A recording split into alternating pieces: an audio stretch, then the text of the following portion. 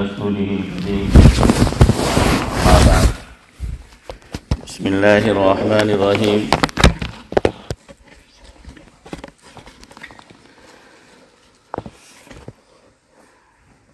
نکاح کی مجلس میں ہم سب جمع ہیں. کچھ باتیں نکاح کے تعلق سے آپ کی خدمت میں پیش کرنی ہے. لڑکی کے جو والد ہیں منیر بھائی، ان سے بڑا دیرینہ رشتہ ہے، اور اسی طرح ہمارے نورانی بھائی وہ بھی موجود ہے. تو ان کی بیٹی ہے. اللہ تبارک و تعالی جس کو بھی بیٹی کی نعمت سے نوازتا ہے وہ رحمت ہوتی ہے، وہ گھر میں نعمت ہوتی ہے. تو شروع میں کچھ باتیں منظوم بیٹی کے تعلق سے آپ کی خدمت میں پیش کرتا ہوں. نصیبوں کی شاخ پر کھلتی ہے بیٹیاں، نصیبوں کی شاخ پر کھلتی ہے بیٹیاں، اونچا ہو مقدر تو ملتی ہے بیٹیاں. اور آج منیر بھائی کو اپنی جو لخت جگر نور نظر ہے اس کو ودا کرنا ہے. تو اسی تعلق سے ایک کلام لکھا ہے. بیٹیاں سسرال چلی جاتی ہیں، بیٹیاں سسرال چلی جاتی ہیں، تو پھر یاد بہت آتی ہے. بنا اس کے گھر کی دیواریں سنسان ہو جاتی ہیں، بنا اس کے گھر کی دیواریں سنسان ہو جاتی ہیں. وہ گھر میں نظر نہیں آتی، صبح سے شام ہو جاتی ہے. گھر سے بے شک بیٹی چلی جاتی ہے، گھر سے بے شک بیٹی چلی جاتی ہے، پر گھر سے جڑی اس کی یادیں نہیں جاتی ہے. بڑے پیار سے گھر میں وہ پالی جاتی ہے، بڑے پیار سے گھر میں وہ پالی جاتی ہے، سسرال سے آئی ڈولی ساتھ لے جاتی ہے. ماں باپ بس تکتے رہتے ہیں، ماں باپ بس تکتے رہتے ہیں، جاتے ہوئے اسے دیکھتے رہتے ہیں. چپکے چپکے بس آنسو بہاتے ہیں، چپکے چپکے بس آنسو بہاتے ہیں، اس دن ماں باپ آنسوؤں میں نہاتے ہیں.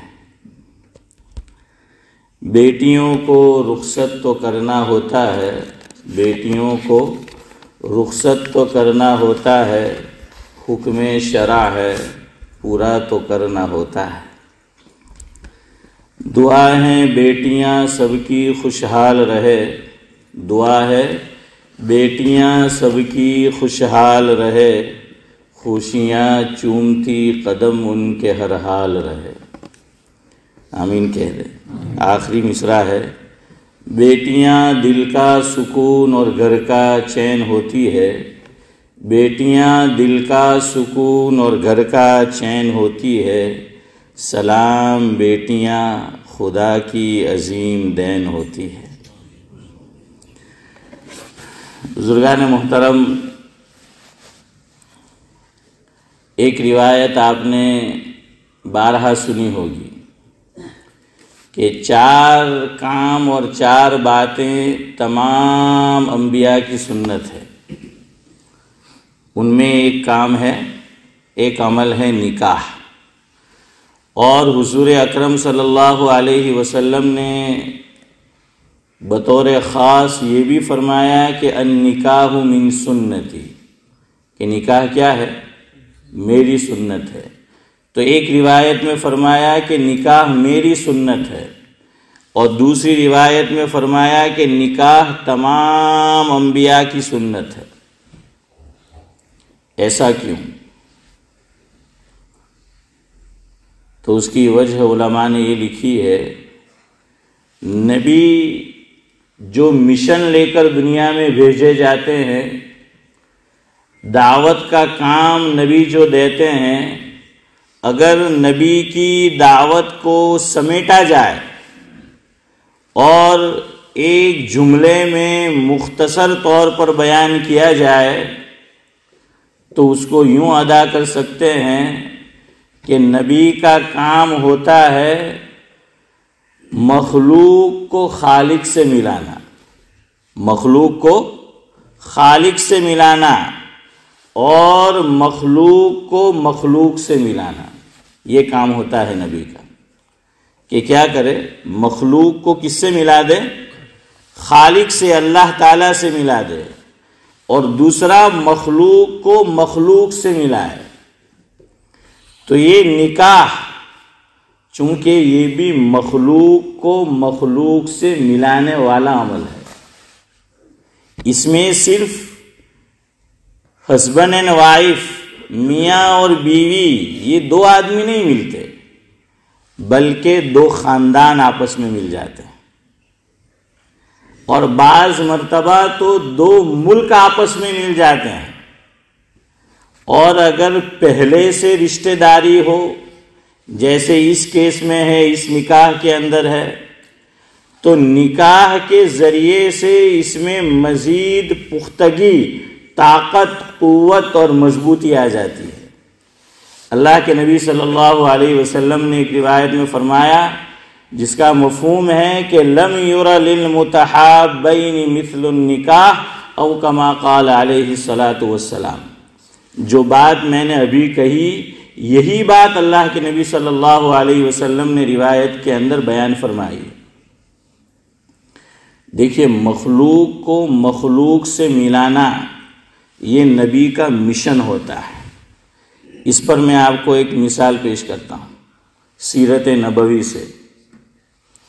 روایت کا مفہوم ہے، بنی عمرو بن عوف ایک قبیلہ تھا۔ آپ صلی اللہ علیہ وسلم کو پتہ چلا کہ ان میں آپس میں جھگڑا ہو چکا ہے، لڑائی ہو چکی ہے، تو اللہ کے نبی صلی اللہ علیہ وسلم صلح کرانے کے لیے اس قبیلے میں تشریف لے گئے۔ نبی خود تشریف لے گئے، کیوں؟ نبی کا مشن ہی یہ ہوتا ہے، مخلوق کو مخلوق سے ملانا، مخلوق کو خالق سے ملانا۔ تو آپ صلی اللہ علیہ وسلم تشریف لے گئے۔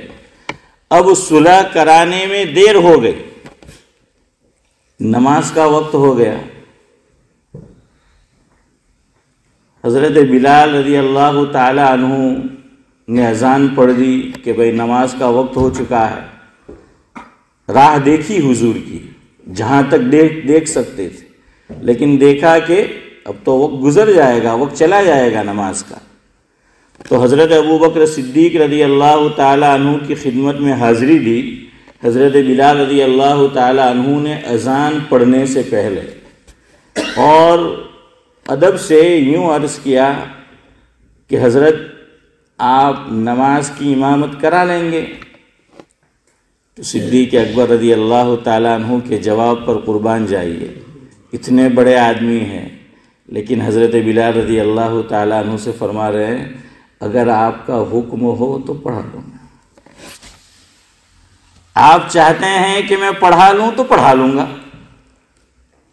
چنانچہ حضرت بلال رضی اللہ تعالی عنہ نے اذان پڑھ دی، نماز کی، نماز کھڑی ہو گئی۔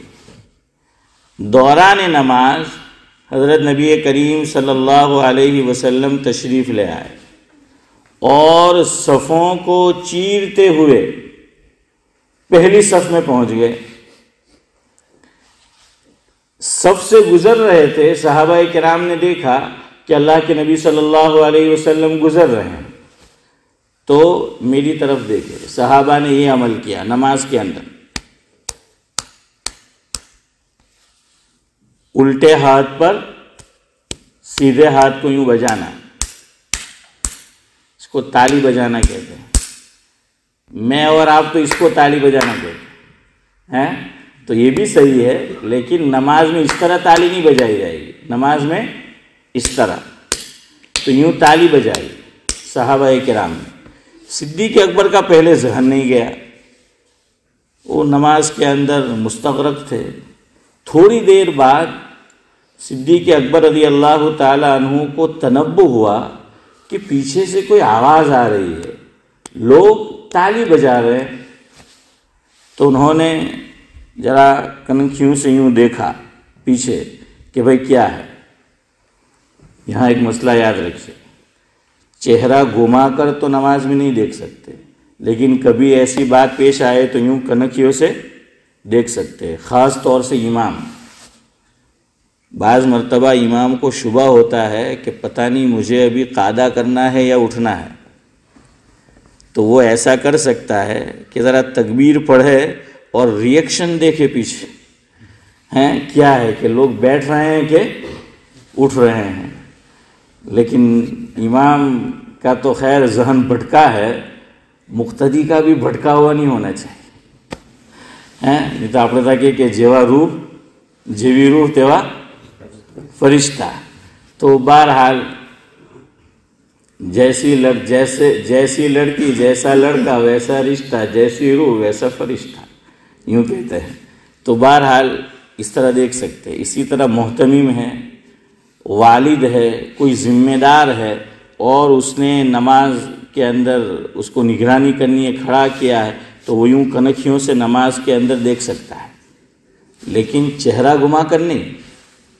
اپنے کہ نہیں باڑی آنکھیں، گجراتی میں ہوں کہ باڑی آنکھیں ذرا جو ہے، تو اس طرح اگر کوئی دیکھنا چاہے تو دیکھ سکتا ہے۔ تو صدیق اکبر رضی اللہ تعالیٰ عنہ نے دیکھا کہ کچھ تو ہے، کہ تالی بجائی جا رہی ہے، دیکھا تو آقا پیچھے تشریف فرما تھے۔ صدیق اکبر رضی اللہ تعالیٰ عنہ نے نماز کے اندر پیچھے ہٹنا شروع کیا۔ یہ جو پیچھے ہٹنا ہوگا یہ کیسے ہوگا؟ الٹے پاؤں، کہ الٹے پاؤں صدیق اکبر نے پیچھے ہٹنا شروع کیا۔ اللہ کے نبی صلی اللہ علیہ وسلم نے اشارے سے ان کو یوں کہا کہ آپ ٹھہرے رہے، آپ نماز پڑھائے، امامت کرائے، لیکن صدیق اکبر رضی اللہ تعالیٰ عنہ رکے نہیں، پیچھے آ گئے، اور آقا پہلی صف میں سے مصلی پہ چلے گئے۔ دوران نماز ہو رہا ہے۔ جب نماز ختم ہوئی، دیکھیے یہ ہے دین۔ جہاں کوئی برائی دیکھے، اور اللہ تعالیٰ نے اگر مجھے اور آپ کو طاقت دی ہے، 3 درجے ہیں اصلاح کرنے کے۔ اگر ہاتھ سے روک سکتے ہیں ہاتھ سے روکو، اگر زبان سے روک سکتے ہیں زبان سے روکو، اگر یہ بھی نہیں تو دل سے اس کو برا جانا۔ یہ سب سے آخری درجہ ہے۔ وَذَلِكَ أَضْعَفُ الْإِيمَانِ او کما قال علیہ الصلوۃ والسلام۔ یہ ایمان کا سب سے نچلا درجہ ہے کہ کوئی برائی کا کام ہو رہا ہے، آدمی ہاتھ سے نہیں روک سکتا، آدمی زبان سے نہیں کہہ سکتا، تو کم از کم اس کو دل سے برا جانے۔ اگر میں اور آپ بھی اس برائی کے کام میں شریک ہو گئے تو ختم، پھر تو پتہ نہیں ہمارا ایمان کس درجے کا۔ یہ کمزور سے کمزور ایمان بتایا۔ تو دیکھیے حضور کو تو اس پہ عمل کرنا ہی تھا، وہ تو نبی ہے، وہ خاموش نہیں رہ سکتے۔ صحابہ کرام نے بھی عمل کیا ہے۔ حضرت عمر فاروق رضی اللہ تعالی عنہ کو ابو لؤلؤ نے، فیروز مجوسی نے زہر میں بجھایا ہوا خنجر جب مارا ہے، نماز کے اندر مصلی پر ہے، نبی کے مصلی پر، حضرت عمر فاروق رضی اللہ تعالی عنہ، اور زندگی اور موت کی کشمکش میں ہے، لیکن ایسے وقت بھی دیکھا کہ ایک نوجوان نے جو کپڑا زیب تن کر رکھا ہے، تو وہ کس سے نیچے ہیں؟ ٹخنوں سے۔ مرد کے لیے کیا کرنا ہے؟ چاہے وہ جبہ ہو، لنگی ہو، شلوار ہو، ازار ہو، جینس پینٹ ہو، نائٹی ہو، جو بھی پہنا ہو، وہ ٹخنے سے کیا رہنا چاہیے؟ اوپر رہنا چاہیے۔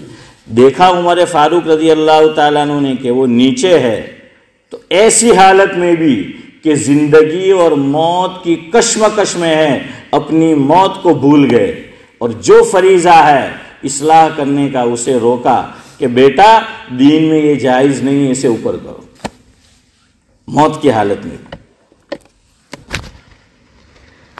اب آپ صلی اللہ علیہ وسلم نے ایک مسئلہ بیان فرمایا نماز کے بعد کہ سنو میرے صحابہ، نماز کے اندر اگر آپ کو امام کو متنبہ کرنا ہے تو یوں تالی مت بجاؤ. امام کو کیا کرنا ہے؟ باخبر کرنا ہے کسی کام سے، تو تالی مت بجاؤ. یہ تالی بجانا نماز میں عورتوں کے لیے ہے کہ اگر عورتیں ہیں نماز کے اندر، حضور صلی اللہ علیہ وسلم کے زمانے میں دین سیکھنے کے لیے آیا کرتی تھی، اگر وہ متنبہ ہو گئی امام کی کسی سہو پر تو عورت زبان سے لقمہ نہیں دے گی بلکہ کیا کرے گی؟ یوں تالی بجائے گی. تو حضور نے مسئلہ سمجھایا نماز کے بعد فوراً کہ یہ مرد یہ کام نہیں کریں گے، یہ عورتیں کرے گی اگر موجود ہے. اور پھر فرمایا کہ اے میرے اصحاب، اگر تمہیں نماز میں امام کو متنبہ کرنا ہے اس کے سہو پر تو کیا بولو؟ سبحان اللہ. کیا بولو؟ سبحان اللہ. یہاں مجھ سے اور آپ سے غلطی ہو جاتی ہے. امام سے کوئی سہو ہوتا ہے، پیچھے سے ہم لقمہ دیتے ہیں، بجائے سبحان اللہ کے کیا بولتے ہیں؟ اللہ اکبر بولتے ہیں. اللہ اکبر نہیں بولنا ہے، سبحان اللہ بولنا ہے. اور پھر صدیق اکبر رضی اللہ تعالیٰ عنہ سے سوال کیا آقا نے کہ ابو بکر، جب میں نے اشارے سے تمہیں یہ کہا یہ کہ رکے رہو مصلی پر، نماز پوری کرو، تم کیوں رکے نہیں رہے؟ تم کیوں پیچھے آ گئے؟ اللہ اکبر. صدیق اکبر رضی اللہ تعالیٰ عنہ نے جواب دیا، ابن ابی قحافہ کی یہ ہمت ہو سکتی ہے کہ نبی کے ہوتے ہوئے وہ نماز پڑھا ہے. تو میں حضور آپ کے ہوتے ہوئے یہ ہمت میں کیسے کر سکتا ہوں؟ میں نہیں کر سکتا یہ. بہرحال تو صلح کرانا اتنا بڑا عمل ہے کہ آپ صلی اللہ علیہ وسلم نے نماز کو اتنا مؤخر کیا کہ بلال حبشی رضی اللہ تعالیٰ عنہ کو یہ شک اور شبہ ہو گیا کہ کہیں نماز کا وقت ہی نہ نکل جائے، ورنہ نبی کے ہوتے ہوئے کوئی نبی کے مصلی پر امامت نہیں کرا سکتا. یہ ہے آپ کے چچازاد بھائی حضرت عبداللہ بن عباس رضی اللہ تعالیٰ عنہ مسنون اعتکاف میں بیٹھے ہوئے ہیں اور صلح کرانے کے لیے مسنون اعتکاف کو چھوڑ دیا. اعتکاف کو چھوڑ دیا کہ صلح کرانے کے لیے. مجھے بتانا یہ تھا لڑائی جھگڑا، نفرت، عداوت، دشمنی، کینہ، حسد، بغض، کپٹ، یہ تمام چیزوں کو نبی مٹانے کے لیے آتا ہے، محبت کو پروان چڑھانے کے لیے آتا ہے. اگر کہیں لڑائی ہے، جھگڑا ہے، نفرت ہے، عداوت ہے، دشمنی ہے، کینہ ہے، کپٹ ہے، بغض ہے، میل ہے دل کے اندر، تو نبی نماز جیسے عمل کو چھوڑ کر صلح کرانے کے لیے جاتا تاکہ یہ عداوت اور دشمنی یہ ختم ہو جائے. لیکن آج میرا اور آپ کا حال دیکھیے. میں پہلے اپنے گریبان میں جھانک کر دیکھوں، آپ کو اللہ توفیق دے آپ اپنے گریبان میں جھانک کر دیکھے. آج ہم نے سب سے دشمنیاں پال رکھی، بھائی بھائی کا دشمن بنا ہوا ہے، بہن بہن کی دشمن بنی ہوئی ہے، بھائی بہن آپس میں دشمن ہے. اور سب سے مقدس رشتہ باپ اور بیٹا، اب تو وہاں دشمنی نظر آتی ہے، ماں اور بیٹی وہاں دشمنی نظر آتی ہے. ہسبینڈ اینڈ وائف ایک چھت کے تلے زندگی گزار رہے ہیں لیکن دونوں کے دل الگ الگ ہیں. ساتھ رہ تو رہے ہیں لیکن ساتھ نہیں، ساتھ رہ کے بھی ساتھ نہیں. نبی یہ سب کاموں کو مٹانے کے لیے آتا، لیکن اس کے باوجود میں دیندار اپنے آپ کو سمجھتا ہوں، میں اپنے آپ کو مولانا سمجھتا ہوں، میں اپنے آپ کو امام صاحب سمجھتا ہوں، کوئی اپنے آپ کو شیخ سمجھتا ہے، کوئی دعوت و تبلیغ کا داعی سمجھتا ہے، کوئی اپنے آپ کو دیندار سمجھتا ہے، 5 وقتہ نمازی سمجھتا ہے، لیکن بھائی سے لڑا ہوا ہے، بہن سے رشتہ ٹوٹا ہوا ہے. اور یاد رکھیے اللہ تعالیٰ کو معافی کا عمل بہت محبوب ہے. اگر 2 آدمیوں میں دشمنی ہے، لڑائی ہے، دوسرا صلح کرنے کے لیے آیا، معافی مانگنے کے لیے آیا، بعض لوگ اتنے سخت دل ہو جاتے ہیں، فرمایا کہ نہیں میں معاف نہیں کروں گا۔ علماء نے فرمایا یاد رکھیے کل اللہ کی بارگاہ میں بھی پیش ہونا ہے، اللہ نے یہ حکم دیا ہے تمہارا اپنا بھائی تم سے معافی مانگنے لیے لیا ہے، چاہے خون کے رشتے میں بھائی ہو چاہے اسلامی رشتے میں بھائی ہو، اسے معاف کر دو۔ اگر میں نے اور آپ نے اس کو معاف نہیں کیا، ہو سکتا ہے کل قیامت کے دن اللہ تعالیٰ میدان حشر میں مجھے اور آپ کو معاف نہیں کرے۔ اگر اللہ کے دربار میں معافی چاہتے ہو، بھائی بھائی کو معاف کر دے، بہن بہن کو معاف کر دے، بھائی بہن کو معاف کر دے، باپ بیٹے کو معاف کر دے، بیٹا باپ کو معاف کر دے، ماں بیٹی کو معاف کر دے، بیٹی ماں کو معاف کر دے، مقتدی امام کو معاف کر دے، امام مقتدی کو معاف کر دے، خاندان کا بڑا خاندان کے افراد کو معاف کر دے۔ اگر معاف نہیں کیا، اللہ تعالیٰ کو یہ عمل بہت محبوب ہے، یاد رکھیو کل ہم بھی وہاں معافی سے ٹھکرائے جائیں گے۔ کیا فائدہ ہے ایسے نماز اور روزوں کا کہ ہمارے دل باوجود اس کے نرم نہ ہو۔ اللہ تعالیٰ نے، آپ پوری انسانی باڈی 5 منٹ میں بات ختم کرتا ہوں، پوری انسانی باڈی دیکھیے، اس میں 2 عضو اللہ تعالیٰ نے ایسے بنائے ہیں جس میں ہڈی نہیں۔ بعض مرتبہ گوشت پہ ہڈی ہے، کہیں الٹا معاملہ ہے، لیکن 2 جگہ آپ کو جسم میں ایسی نظر آئے گی وہاں ہڈی نہیں۔ کون سی وہ؟ زبان۔ زبان میں ہڈی ہے؟ نہیں ہے۔ دل میں ہڈی ہے؟ نہیں ہے۔ اسی لیے گجراتی میں کہاوت ہے، کہا جاتا ہے دل چھے نرم